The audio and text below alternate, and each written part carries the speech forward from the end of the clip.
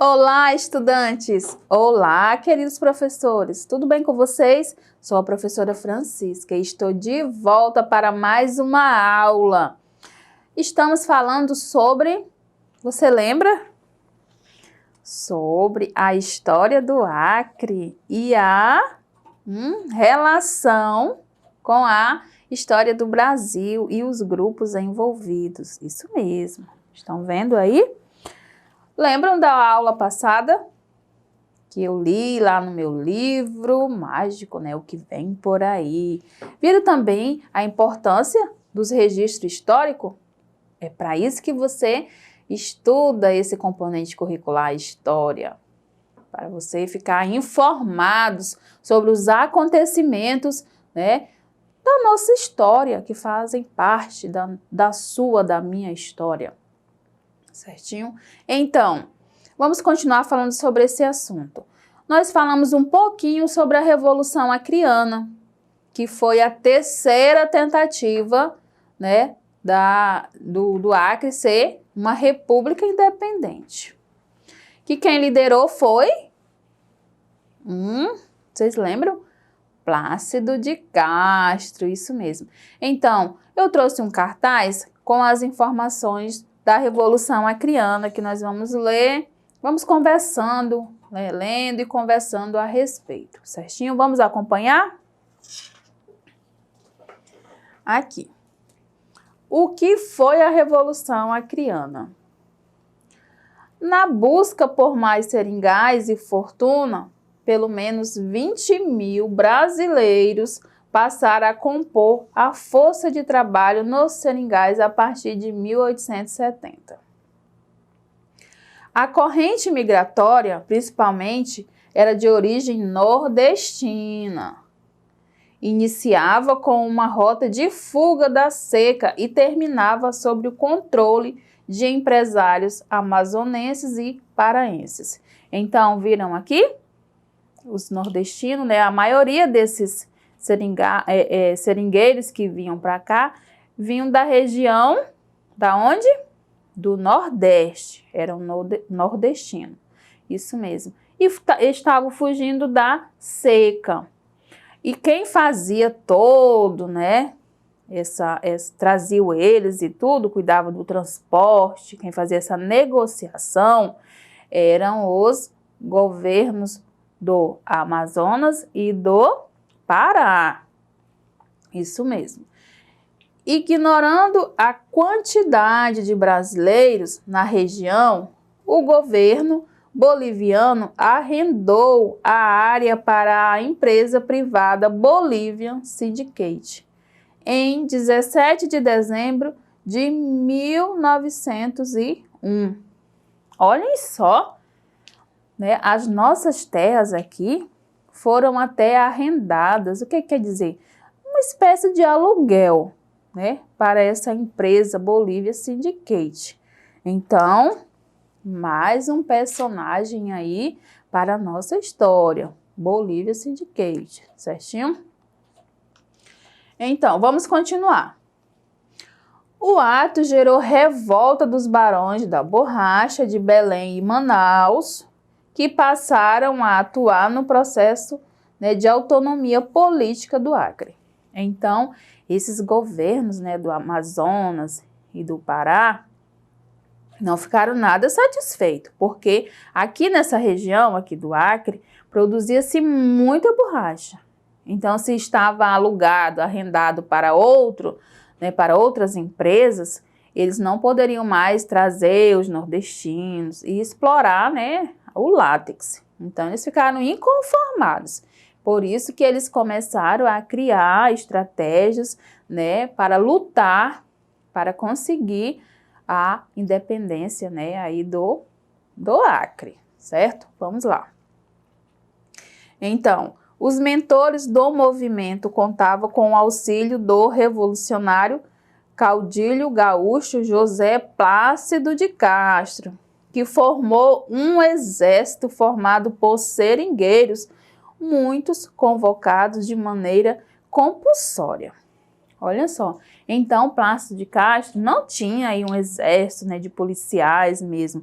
eram os seringueiros, com as armas e com a sabedoria, os conhecimentos que tinham, que lutavam, né, para conseguir as terras, para ser brasileiros. Olha só que história bonita. Vamos lá. José Plácido de Castro inicia o processo de resistência armada em 6 de agosto de 1902, quando suas tropas tomam Chapuri e destituem o intendente boliviano Dom Juan de Dios Barretos, o fim da Revolução. Não, destituiu, né, ele. E aí, o fim da Revolução ocorreu em 24 de janeiro de 1903, com a tomada de Puerto Alonso. Então, Puerto Alonso era como era chamado, né, na época em que o estado do Acre, né, aqui o Acre pertencia à Bolívia. Hoje, esse município atual é Porto Acre, que nós chamamos. Foi lá que terminou. Mas iniciou onde? Você lembra? Chapuri, não foi? Aqui, ó. Chapuri. Certinho? E vamos ver mais. O Acre foi arrendado, né, para essa empresa que chamava-se Bolívia Syndicate, nesta data aqui de 17 de dezembro de 1901. Então, a resistência, né, iniciou quando foi que iniciou? 6 de agosto de 1902. Por que que eu estou circulando, né, aqui, circulando não, grifando essas informações? Porque quando formos fazer os desafios, nós vamos ter que lembrar dessas informações, não é mesmo? Então, e o fim da Revolução, olha aqui, o fim, né? Quando que teve esse fim da Revolução? Ocorreu em 24 de janeiro de 1903. Olha só a data, vamos ficar aí bem ligadinhos nas datas, com a tomada de Puerto Alonso. Vamos continuar a leitura? Os governos do Brasil e da Bolívia se reuniram para assinar no dia 21 de março de 1903 um tratado de paz inicial.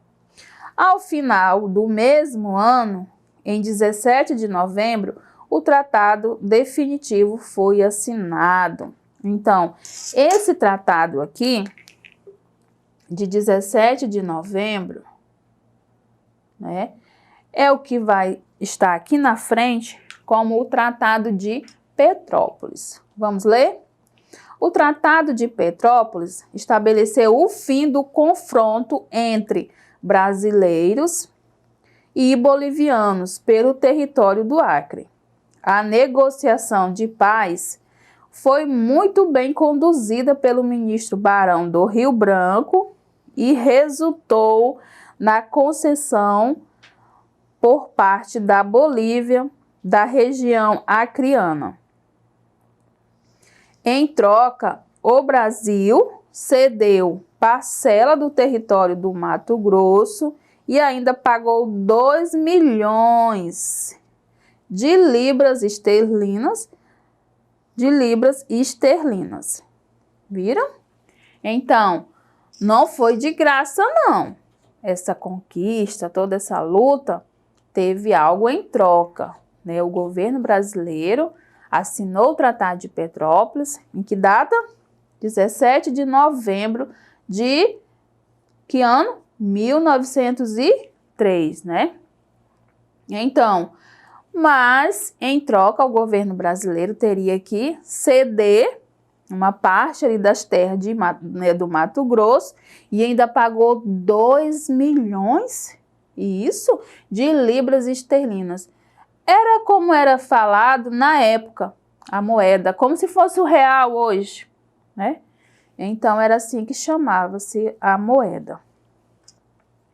A Bolívia ainda requisitou a construção da ferrovia Madeira-Mamoré para permitir o escoamento da produção, especialmente marcada pela borracha.